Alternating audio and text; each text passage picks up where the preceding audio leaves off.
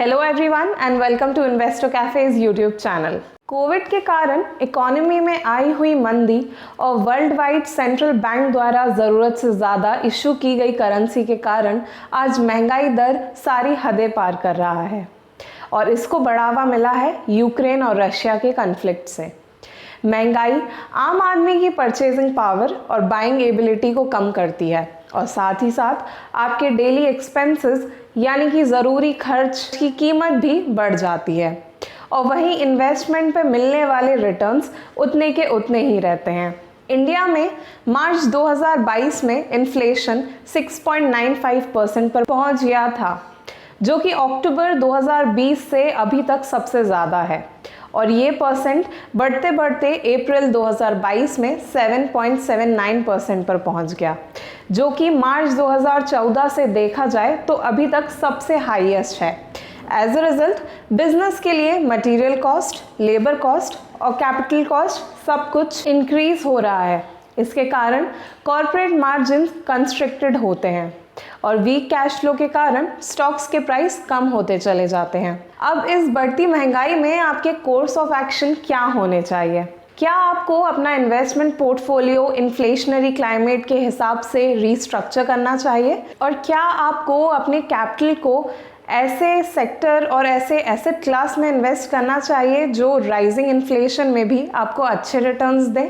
इसका answer definitely yes होगा, क्योंकि फिक्स्ड डिपॉजिट्स और डेट फंड्स बढ़ती महंगाई का सामना नहीं कर पाते हैं और सेविंग्स को पूरी तरह खत्म कर सकते हैं। महंगाई से बचने के लिए एकमात्र तरीका ये है कि आप ऐसे एसेट क्लास में अपना पैसा इन्वेस्ट करें जो इन्फ्लेशन रेट से ज़्यादा रिटर्न्स दे सके। अगर आपके गुड्स और सर्विसेज की वैल्यू इन्वेस्टमेंट पे मिले रिटर्न से ज़्यादा है तो आपको मिलने वाले रिटर्न्स एक तरह से ज़ीरो हैं और वहीं लोगों को लगता है कि उन्हें एफडी और गोल्ड पे मिले रिटर्न्स बहुत अच्छे हैं क्योंकि उसमें पूरी सेफ्टी है।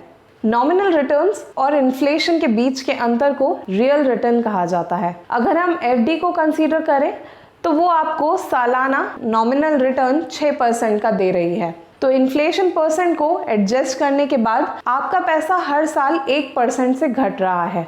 इस केस में इन्फ्लेशन को बीट करने के लिए बेस्ट स्ट्रैटेजी यही होगी कि आपकी आरओआई अगर इन्फ्लेशन से ज़्यादा नहीं तो कम से कम उसके बराबर हो। किसी भी इन्वेस्टमेंट प्रोडक्ट को चूज करने से पहले इन्वेस्टर को उनकी रिस्क प्रोफाइल और गोल्स को अच्छे से पता कर लेना चाहिए। हो सकता है कि रिस्क प्रोफाइल और फाइनेंशियल ऑब्जेक्टिव्स को असेस करना आपके लिए थोड़ा मुश्किल हो, तो इस केस में आप वेल्थ मैनेजर से एक प्रोफेशनल गाइडेंस ले सकते हैं जो आपके लिए डेफिनेटली बहुत यूजफुल हो सकता है। इन्वेस्टर कैफे आपको पर्सनलाइज्ड पोर्टफोलियो गाइडेंस की सर्विस प्रोवाइड करता है जो आपको हेल्प करता है फाइनेंशियल गोल्स को हासिल करने में। इस केस में इक्विटी म्यूचुअल फंड्स काफ़ी अच्छे एसेट क्लास साबित होते हैं। मार्केट में काफ़ी सारे इक्विटी फंड्स मौजूद हैं अलग अलग इन्वेस्टर्स की ज़रूरत के हिसाब से। इक्विटी म्यूचुअल फंड्स अलग अलग कैटेगरी पे बेस्ड होते हैं, जैसे कि मार्केट साइज, सेक्टर और टैक्स सेवर्स।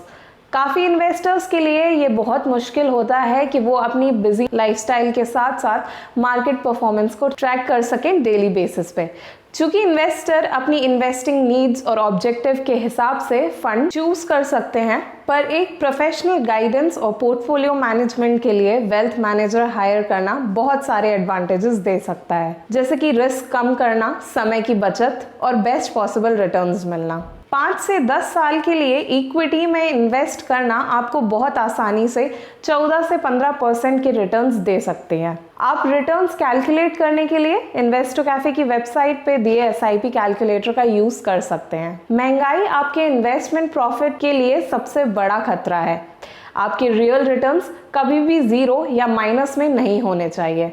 लॉन्ग रन में इक्विटी एक ऐसा ऑप्शन है जो इन्फ्लेशन को बीट कर सकता है। लोग अक्सर रिस्क और कैपिटल लॉस होने के डर से स्टॉक्स और इक्विटी फंड्स से दूर भागते हैं, पर लॉन्ग टर्म में आपको इसके सिर्फ एडवांटेजेस ही मिलेंगे। इसीलिए पेशेंस रखते हुए समझदारी से डिसीजन लें। Thank you for watching this video और अगर ये वीडियो आपको पसंद आया है तो लाइक करना बिल्कुल मत भूलिएगा और चैनल को सब्सक्राइब ज़रूर करें।